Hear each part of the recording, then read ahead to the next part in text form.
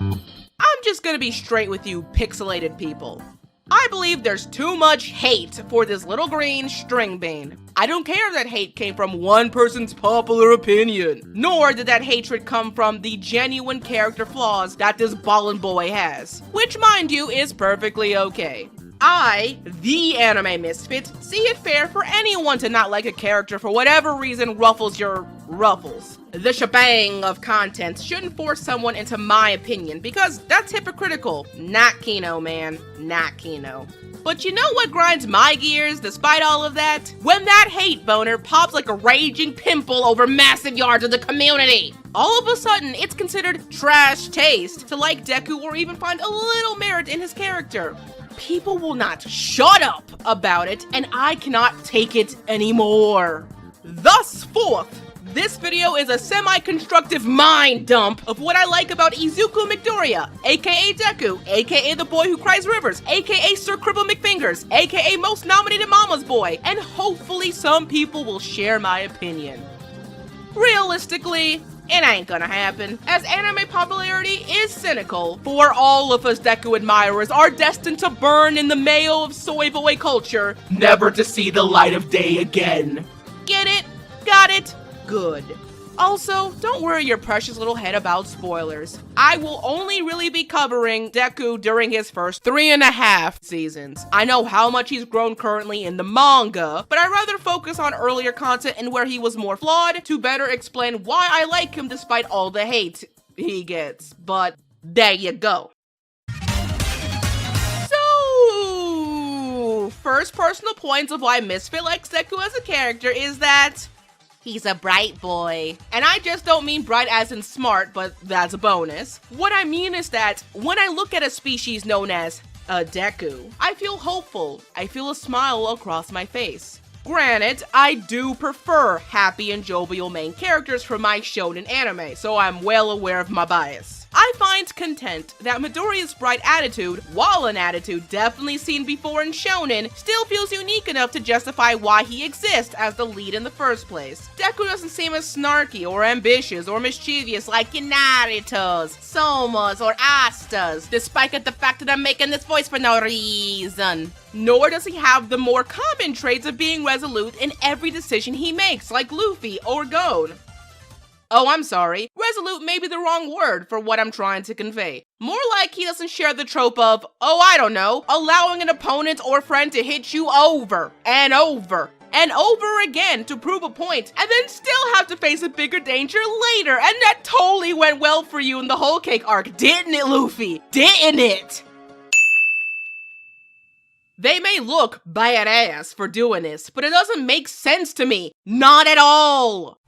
Midoriya, rather, is like a shaking leaf in the wind that when propped up with the right foundation can shelter even the tiniest bug from the cold. He has a desire to save people even without the resources to do so. Even in danger, he wants to be a part of the solution instead of a bystander with all the fear and emotions that come with that. The fear of seeing Bakugo in danger, his feet moving faster than his brain and heart can rationalize, all while the active thoughts of, yeah, I could die today, constantly scrabbles his mind. It is not rocket science to know what's thinking for Izuku Midoriya, for he is a relatable quivering mess who's just trying his best. He reminds me mostly of a dopier Kenichi, but without the I don't hit girls in a street fight malarkey. Yes, Kenichi, I get you were trying to prove a point about your morals as a person, but this is a street fight, not a karate green belt championship. She could have kicked your balls right into the hospital. Think of your well-being, damn! Anywho, I like Deku as a character because he's not afraid to be unguarded with how he feels. He's not afraid to cry like a river in front of thousands of people because he just won a fight against Mind Reader Dude for hurting his fingers. It's endearing to see him constantly getting absorbed into his hero notes, as if he's chanting away at some Buddhist mantra. On a simpler track of minds, I love how he can make connections with people by just opening up and being who he is, which admittedly does get tropey sometimes. Quick addendum time! Long story short, there are some things in this video I clearly misremembered and didn't realize until way late in the editing process. So here are those clarifications.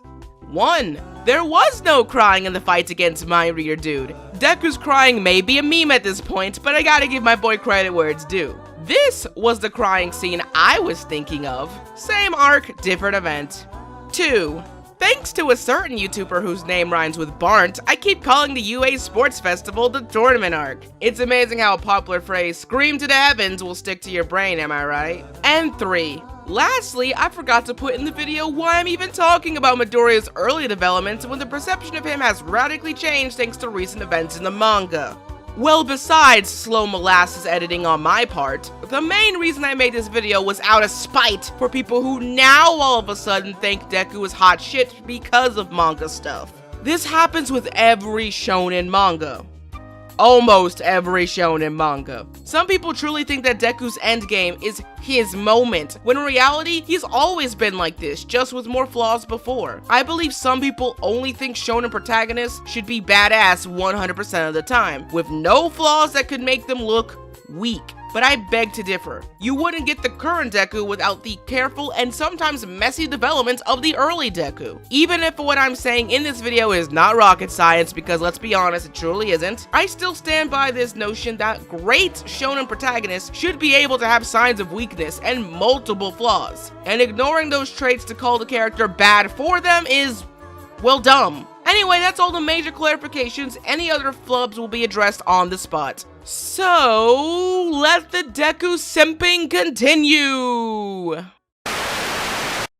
As a little bit of a self-comparison, I get the common criticism a lot in life that I'm too intense, have too much energy for one person to handle at a given moment. It's not like I'm trying to overwhelm a conversation with my habits and quirks, but just say what's on my mind because that's what makes me feel better. Though I can understand that maybe I should think a little more in my head about what I'm saying before just saying it without any consequence. I will admit, my rough vernacular has made me come off as more of a prude more times than I can count. The point being, I can be sort of lenient on Deku's character because he makes me feel alright to be an open book, flaws and all. Deku partly reminds me of that type of raw, emotional outburst, but with a more hesitant, overthinking mentality. He has his heart on his sleeve, at times where doing so hurts more than it helps the situation. Like when Deku and Bakugo were forced in a team exam against All Might, and you could see every pixel of anxiety rattled across the verdant vanilla boy's face. You could understand his logic of wanting to race for the exit rather than get absorbed in the idea of defeating All Might like Bakugo wants. But at the same time, the show highlights Bakugo's point of view on why it's okay to have a winner's ideology in the face of Deku's current mindscape. A hero doesn't look that dependable to a citizen in danger if the citizens themselves can see the looming dread plastered upon their temple. Having a drive to win as a hero builds confidence and stability in a citizen's psyche to help them hold on until things turn out okay. Now, originally in this point in the script, I had no idea on what term or reasoning for why Deku had such amazing emotional transparency was, until I watched this video from Oceanist that helped explain it through the masculinity of My Hero Academia. So I'm just gonna plug his video here because it's a really great video on the types of dynamics he has with other male characters and why I think it's good for both him and shonen as a whole. Anyway, back to the video.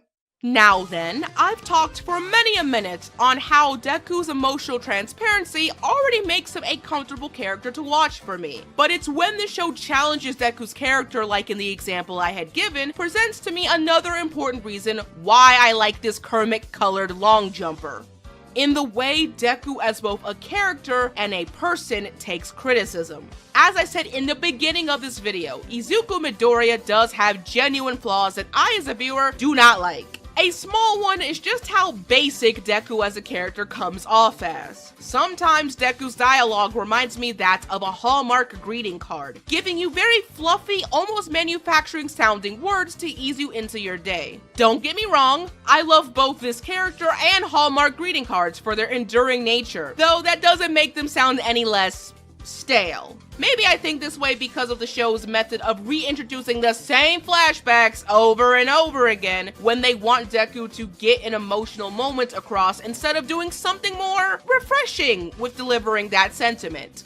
Which isn't really the fault of Deku as a person, but rather his framing within the constructs of the anime. But I feel that it's important to get this thought across regardless. I used to heavily deny his basic aura in the past because I thought that calling the popular shonen protag basic at the time was just some useless invitation for people thinking liking popular stuff was unworthy for the cultured anime fan. It happened to Naruto, it happened to Deku, it probably happened to Tanjiro, and it will probably happen to Chainsaw Man. Yeah, I'm going there. Shitting on the popular shonen is unfortunately a way of life in the anime world. However, I'm sad to say that,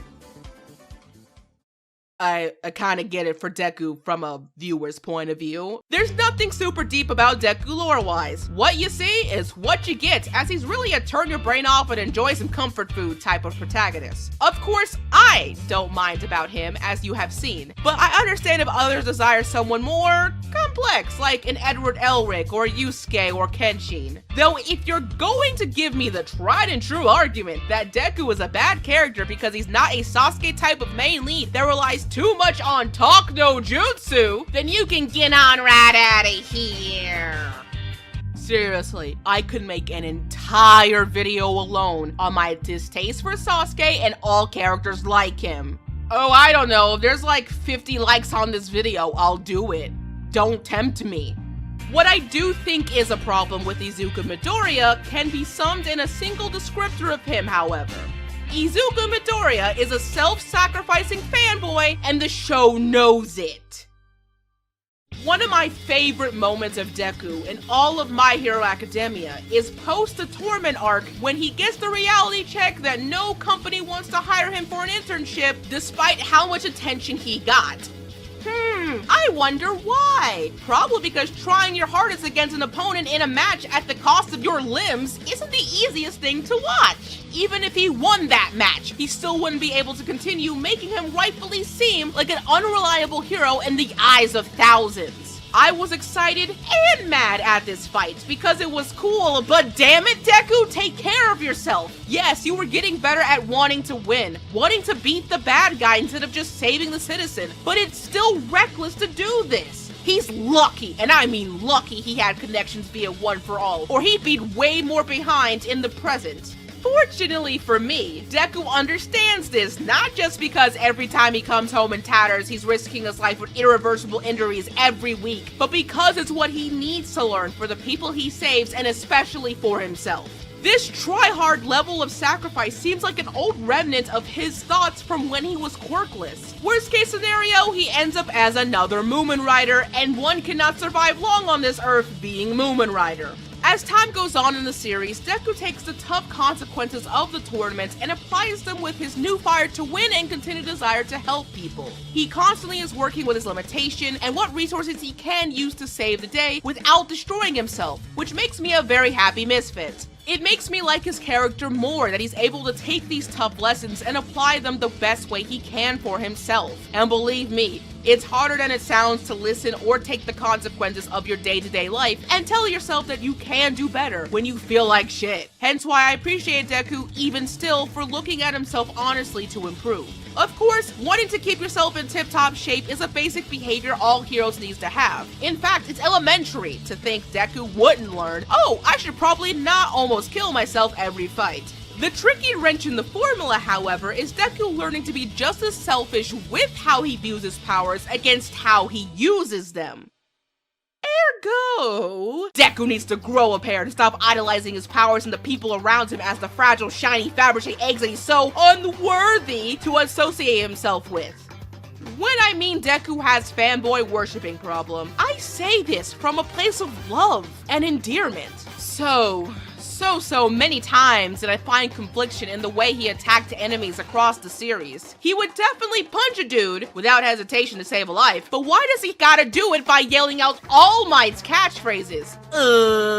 Newsflash, Misfit. All Might is his idol, the one who gave him these powers. Being his fan is a part of him as much as you are a fan of trashy villainous isekai mangas being a part of you. You just can't expect him to turn off that part of him. And true, the mirror I'm using to speak to myself with, Deku incorporating the names and attitude of All Might and all the heroes he admires when he's doing heroism makes sense to how he thinks he can rise up and be confident in what he's doing. But that's not healthy, and a harder habit to break than simply being self-sacrificing. Midoriya wields his powers as if he's not allowed to experiment as he pleases, hence why I feel he was holding his own potential back in ways that could have been better perceived had he gotten more talks about his insecurities sooner. And to some fault, I do place blame on All Might, who until Deku met Night Eye, never really had time to sit him down to bring Deku's fanboying down to earth a little bit. Speaking of Night Eye, I love this part of Deku's character too. He was exactly the mentor character Midoriya needed at this point in the series. Someone who admires All Might just as much, but understands the harm of never questioning the mentality of his idol and ex-partner.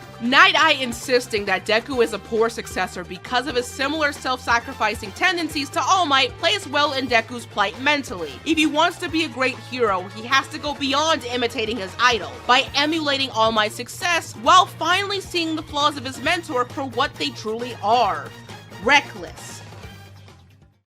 In short, Deku is Deku, no matter how many Arizona Smashes he mimics. One for All is his now, and he needs to start being selfish with that fact. So what if he learns something soul-crushing about why he really got that quirk in the first place? Tough coconuts, Deku, I know you can get past it. And seriously, watching him have to get over those mental gymnastics is what I adore to see. I say all of this like I'm judging him, and I kinda am, but his mental insecurities are a very relatable thing that the series does a wonderful job fleshing out. I'd even go as far to say the idea of seeing him in both good and bad lights as a protagonist is what truly makes him a character deserving of the anime he got, even if I'm in the minority in thinking so. Once again, if you still dislike him, if I have shown you my perspective for whatever reason and he's still worth your hate train, that's cool, man. We all have our reasons to dislike a character and we are all entitled to that. He's not the best character in the world. Heck, he's not even my favorite character in My Hero. That honor goes to Mirio because that boy be all bright, funny, and a sack of potatoes. All I ask is that you don't shame to oblivion people of a different opinion of yours. Though I will give an exception to all those who believe squirrels receive decent rights because they don't deserve squat. Those dirty snake murderers. Misfit, ow!